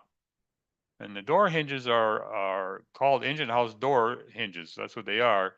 But I had to add pieces behind on the outside part of the wall and behind these hinges in order to keep it at the same level. And those hinges have a little pin going through the end, so they do operate back and forth. Here's a closer view of what I used to hold the door closed.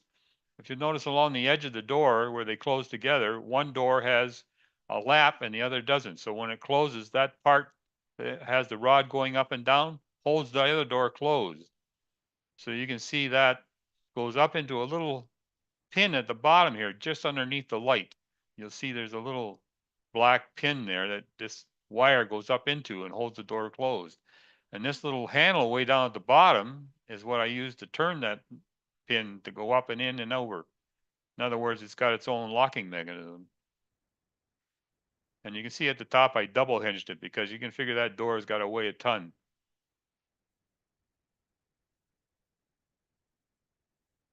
Here's the roof where I started placing all the lumber on top. All the lumber was stained of a off-white color, and then I used a darker grayish charcoal colored stain on the white that added that smoke appearance that you would get on inside the engine house, and dirty appearance and not clean. And both sides of that wood was stained the same because I didn't know which side I was going to use when I put it on there. And all this roofing was glued on with CA glue. I have an industrial strength CA glue that I use. It works pretty good. The windows I placed along there to give myself an idea how the celestial roof would look and how many windows I would need. In a closer view or a further out view to give you an idea just how it worked.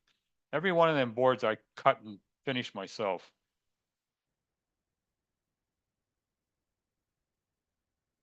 There's your celestial roof, and you can see how I had left space on each end of the celestial roof with the so it would sit back on the steel roofing. I didn't want it to run right up to the end. The steel roof is all made out of plastic. That's all sheet plastic that I used, and I used small 3 30-second square plastic, evergreen plastic along the top at equal intervals in equal distances so that it would look proper along the top of the roof. This is what you call flat steel and rib roofing. Then I added the peaks at the top of that, so it had a ventilation area at the top. Then I put the stacks at the other end with the wires to hold them.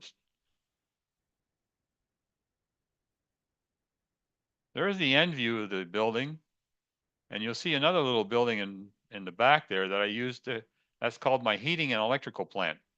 And that's where I'll run a piece of pipe up along and into the back wall. If you look at the top, there's a strip of plastic I used all the way along. That's to put the other stonework on top of that roof or the walls. And then you can see some of the pilasters along the middle there. That's where my joints were for the stonework. I had to cover it with something, so I took a piece of thin plastic. I covered it with the same material and then added it on to that to cover the joint so it looks proper.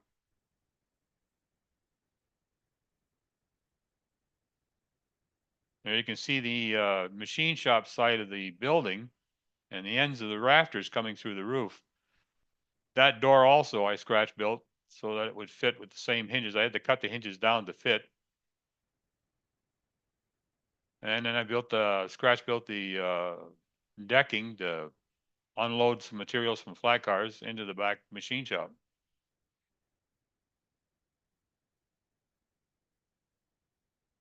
And there's a clear view of the end with the doors already operating and the lights installed.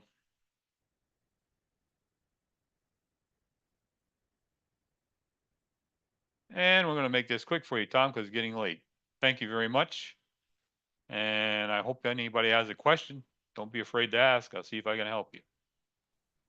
Hi, Pat. It's Larry McDonald here. Yes, Larry. You can just refresh my memory. What's the material you used for the stone on the walls? I got that from Etsy. It's like a wallpaper. It's called bumpy paper. And it looks Okay. like stone, and it really Yep. looks good. It's a beautiful structure. Beautiful. Thank And you the very stone much. looks great. Thank you. I saw all of the cut lumber for the roofing when you were first laying out the windows, and then the finished shot shows it covered with the standing seam metal roofing. Did you put that over the wood? Yeah, no, yes, I did. No, sorry, it's sitting on the rafters themselves, right over the wood, on the top only. It's covered it up. Oh, okay. I didn't care about it because I wasn't going to see it anyway. It's just I wanted to stain it on both sides so that it would look right underneath when you're inside the engine house. So you don't know which side you're going to use it first when you're gluing. Right, but so you only see it when you take the roof off. That's right. Okay, boy, that's dedication. Nice job. Thank you Hey, very Pat, much. I got a couple questions for you. Yeah, go ahead, Tom. That bumpy paper I noticed on the corners and things, you had to fold it, it looks like. Yeah, what that was, Tom, was an angled piece, a 90-degree angled piece of plastic. You can buy that angled plastic in Evergreen. And then I took and used I sanded it lightly, and I installed the bumpy paper over top of that with water-based glue, like a contact cement. Yeah. And I was surprised. It really held well, and it looks good when it's on. And the other so you use the contact cement. That was my follow-up question. So you Yes. answered water-based. Does anyone else have any questions for Pat? That is a world-class modeling effort there. Very well done. You should be very proud of that. Thanks a lot, Tom. Excellent model. I mean, absolutely excellent. It was fun to build. Well, glad to have you. Pat is one of our producers. It's nice to see him promote. Thanks, Tom. Before we begin the next segment, we're going to share something about our observations newsletter for everyone.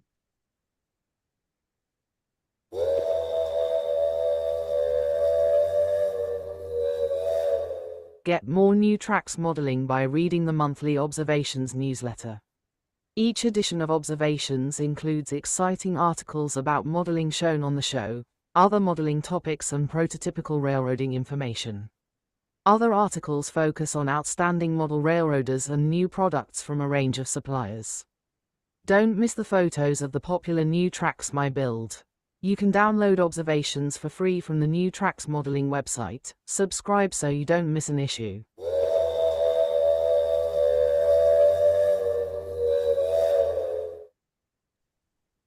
Our next presenter is Martin Brechbiel, who also happens to be the editor of the Observations newsletter.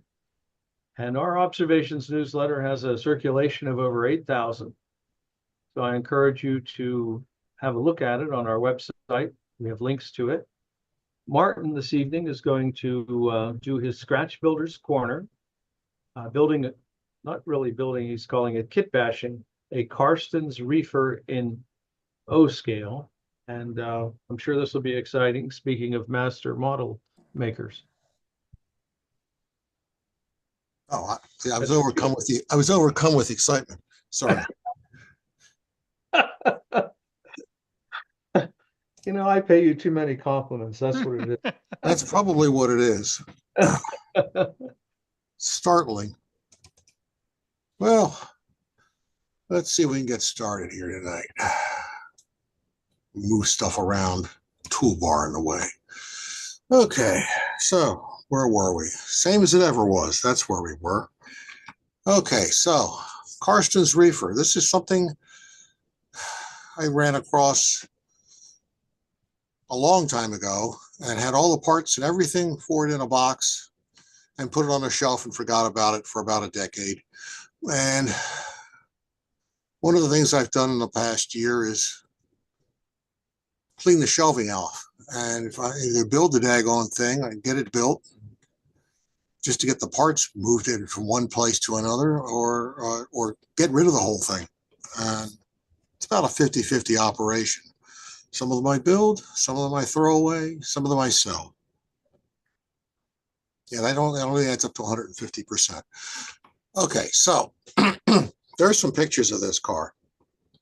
And what's kind of striking about it is it's a reefer car, but the door is all the way over at the far left corner. Or not quite on the end, but it's just inside. It's kind of a narrow door. It's not your standard arrangement. Car probably had a rotating hangers for sides of beef on the inside or something. But it had it set up custom to unload at specific locations that lined up right with that door being at the far end. It's a relatively short car too, which fits in nicely for me. I like 36 to 40 foot cars, and just had a little bit of unusual about it. There's a little close-up of the door.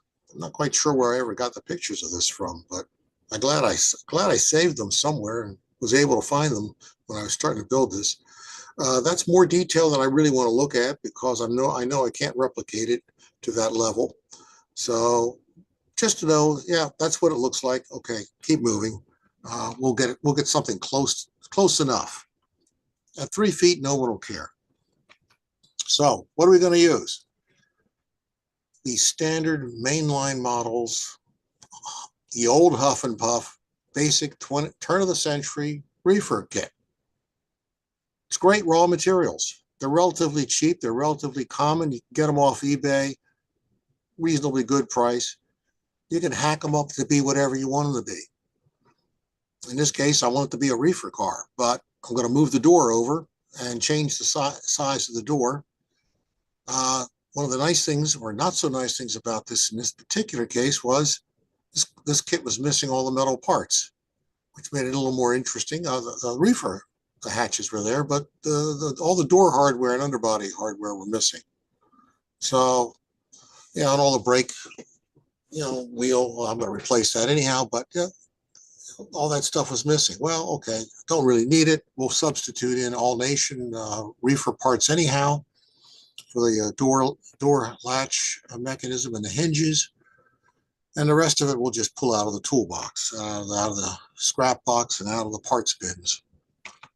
Yep. And we're not going to deviate too far from the instructions except to move that door around. So the rest of this is pretty much follow the instructions that are in the box, if you care to do that. Sometimes I find the instructions are best placed at the bottom of the budgie cage. It serves their best purpose there. And it just build the car the way it's supposed to be built, as opposed to following instructions.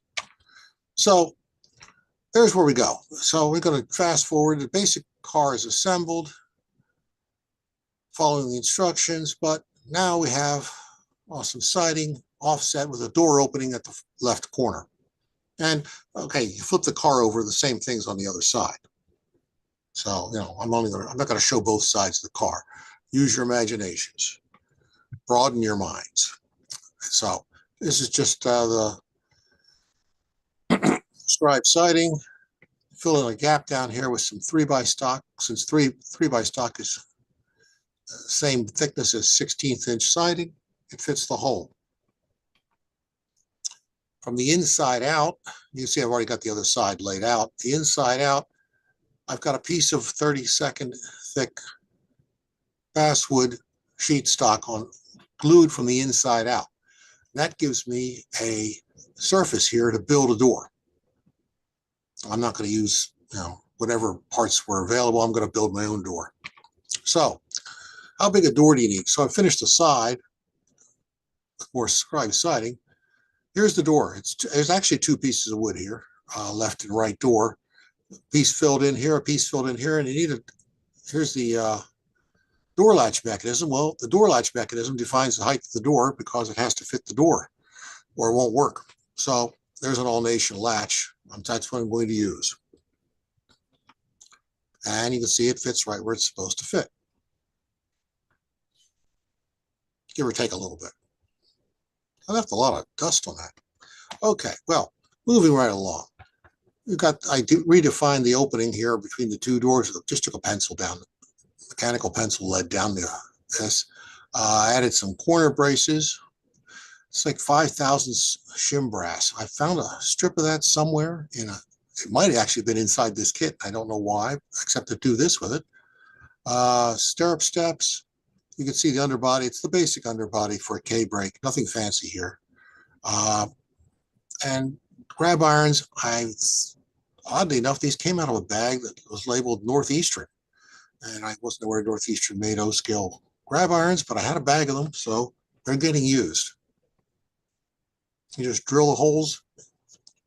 It's a really fine wire. This is like 13 thousandths or 15 thousandths, which is a smaller drill bit than I normally use. I rarely use a drill bit that small. So actually I drilled a bigger hole, slightly bigger hole, because that's as big as or as small as the collet would go in my Dremel.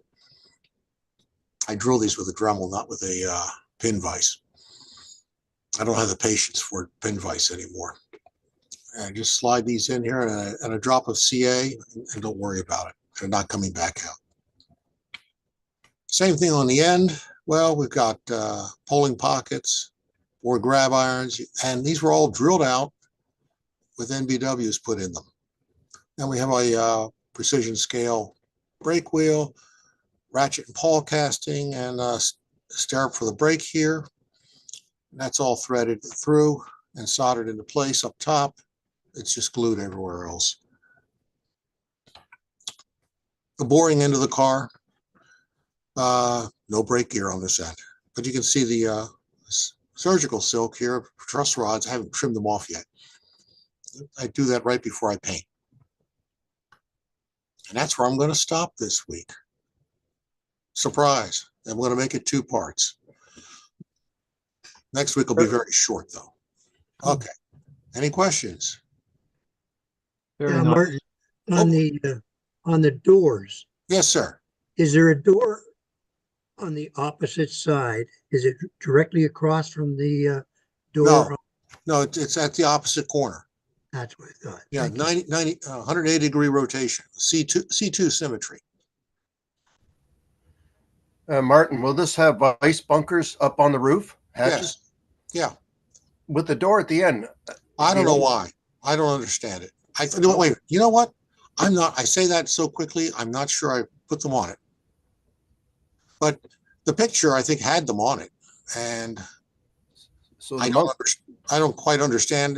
Maybe it's just a smaller opening for ice on that end. I don't know. Probably just half a bunker at each end. Yeah. Yep. Yeah, that's exactly what I was going to say. It's probably just only half a bunker at that end. It's an odd little car, but I kind of specialize in odd little cars. They're more entertaining than if all the cars on the railroad look the same. Martin, do you know I'm sorry, go ahead. Martin, it's Pat here. Yes. The center of the car is where the meat was stored, and the outside ends were used for your ice to keep it cold. Is that what happened? Yes. Okay. And in this particular case, I think the meat was not just thrown in there in piles. I think it was actually hanging up. Yeah. On racks, and so it could be pushed around to those end doors. And the cold air would rotate around the meat properly too. Yeah. Martin, yes, do you know the approximate age of the prototype car? Turn of the century. And the kit itself, the Carstens kit, do you know the approximate age of that? Well, you mean the mainline models? Yeah. Oh, that's somewhere in the last 50 years. Okay. They made those for a long, long time. I wish they would come back into production, but I'm guessing there's so many of them available on the secondary market that competing with that makes it, with modern production prices, it just doesn't make that financially reasonable to do. Well, we look forward to part 2. Yeah. And we'll see you next week. All righty. Next up, I'm going to have a presentation myself. But first, I want to plug If you guys can see that, it's a little smaller for some reason than I would like. I'm going to be doing a build along in March 19th and 26th. This is another Thomas York resin kit from Frenchman River Model Works. Frenchman River Model Works is offering a 20% discount. You just enter NEWTRX on their website, and you can build this along with me in March. This engine house is going to be featured on the this Eberwein coal facility that I'm going to share with you this evening.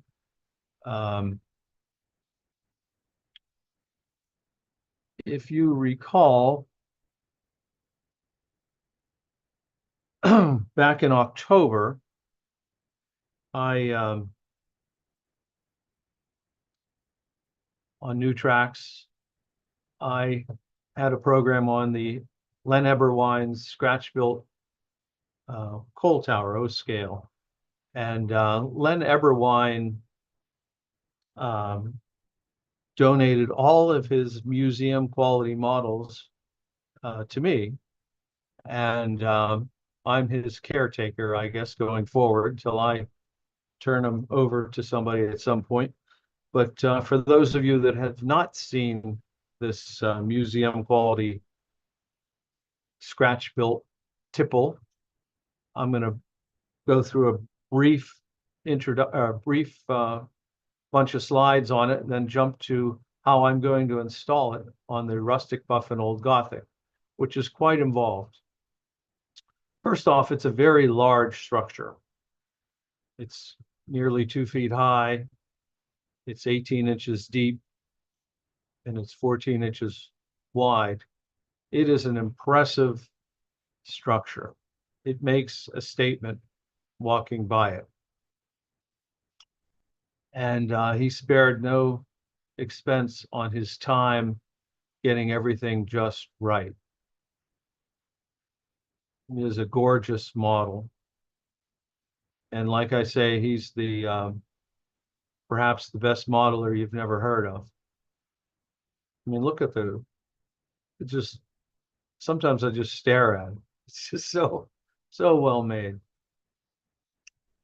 Each, the rivet detail on the, or the bolt detail on the railings, the overall color scheme. This has an interior to it. It's just a beautiful, this is all hand carved balsa foam. This is a actual metal roofing. It's all weathered properly. One of my issues to our audience is I can't find this stone. It looks like quartz. Len can't remember where he got it from. If anybody has any clue where I might get that, I'd be most appreciative. This is some of the interior detail, a close-up I took. There's some of that. That's the stone. So it looks like fish tank material almost. If anybody has any idea where to get that, let me know. Gorgeous model. Now here's where I'm going to put it. This is the town of Turtle Creek on my model railroad. And these are snapshots, much as I hate showing ceilings and the bench work. But I just want you to know where it's going. So my shanty town is to the right down the tracks. To the left is Turtle Creek. This is a tunnel that I've been working on, and there's going to be a shelf layout within the ON30.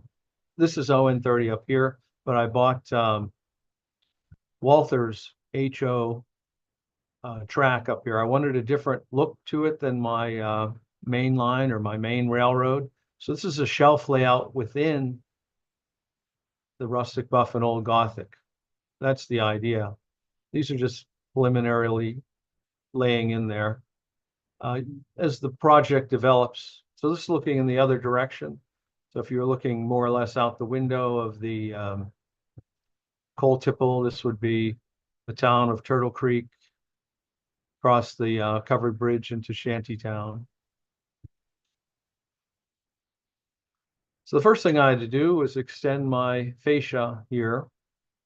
This kind of like making a puzzle. So I cut all these little pieces and I filled it, I painted it. And this is where I'm going to locate up high at this level, the coal tipple. So this was already in place. And the first thing I had to do is put in a little piece here.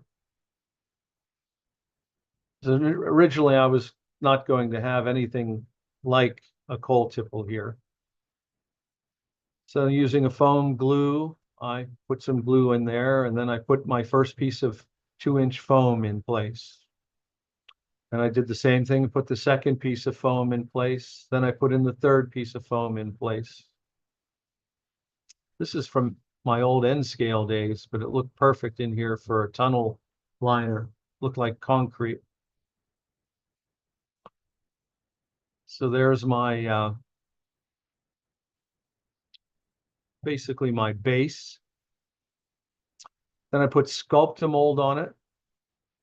And then using Hunter Line shale, I began painting it.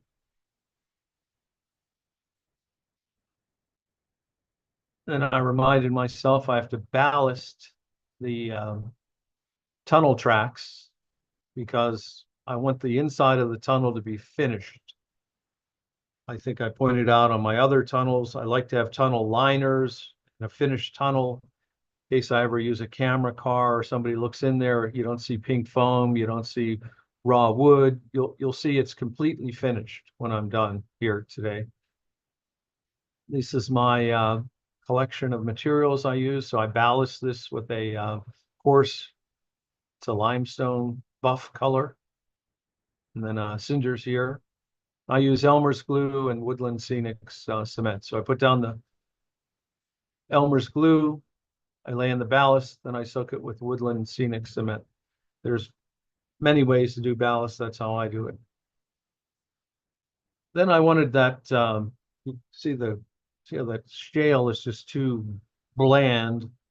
I took this medium brown Hunter Line dye, alcohol wash, and I began painting it. It came up with a very nice look, like it's a cut, like they actually cut it out.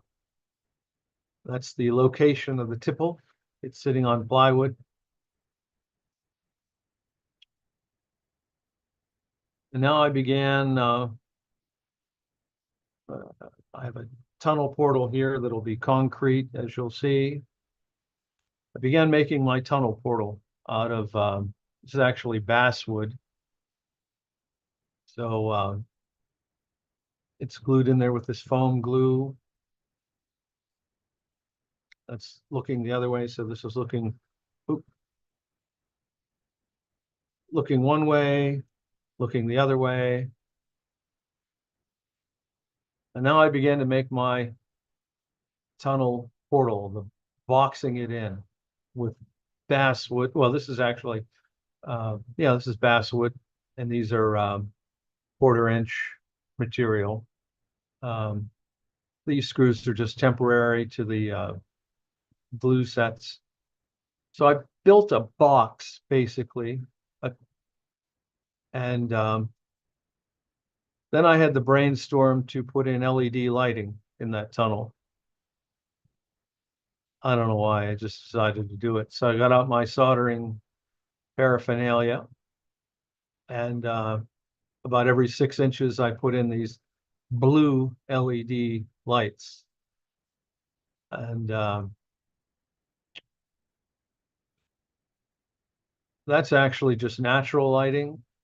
That's the blue with power going to them, 3 volts. Not sure whether I'll ever turn it on, but that's what I got. This engine house is going to go right here. This is the concrete tunnel portal that I'm beginning to make with plywood. I will put cardstock over it, and it will look like concrete when I'm done. Oop, didn't realize that was the last slide. So it's going to be a there'd probably be a half a dozen segments in this between the engine house, the concrete on the outside here, the track work, control panels, the tortoise machines. Just it's the next phase of my layout. I'm working from one end of the room to the other. Any questions?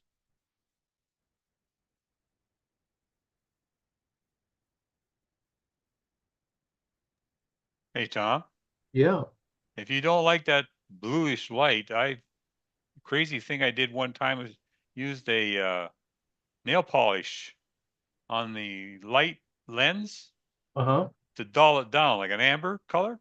There's a good idea because it's pretty Just the way wild. that bluish light don't look right. I know, and I can't get to them now, so who knows? It was one of those ideas that, hey. Hey, you don't know unless you try. It's a little late now though, but I did try it and it kind of worked. It kind of got rid of that bluish light to it. yeah, well, I'll give that a shot next time. Then you can reach in there with a paintbrush and get it before you get done. Tom, you mentioned that you used balsa foam for the stonework. Yes, well, Len did, yes. Okay, But what is that? it looks like Where do you get it? well, there's Dick Blick Art Store, for example. They have it. It's a carvable foam that's a little denser than, say, what you might find at Hobby Lobby for plants and things. It's a very fine, dense, coarse-looking foam. And Len Eberwein has used it in multiple models. I have it's about 20 feet from me. I could go get a piece, but it's just Dick Blick Art Store has it. Very good. Yeah. Thank you. Mhm. Any other questions? This is going to be a really exciting project, and I urge you to investigate the Thomas York Frenchman River Model Works engine house.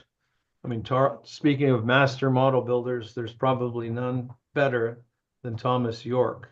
And now you have the opportunity, if you need an engine house, to get it at a 20% discount. Frenchman River Model Works, go right to their website. So that concludes the show. We are going to have the closing up next, and then the Caboose, which is something very unique, wooden trains and rails. We have a tradition on the show that Father Ron has a closing prayer, and Father Ron will be presenting here shortly. He's also a master model builder, and we appreciate the tradition and appreciate your participation, Father Ron. O God, as we create in miniature the world around us, may we marvel at the beauty and genius which created the world and instilled in us a portion of your great knowledge and wisdom. Give success to the work of our hands, O God. Amen. Thank you, Father Ron. We appreciate it. And now the Caboose.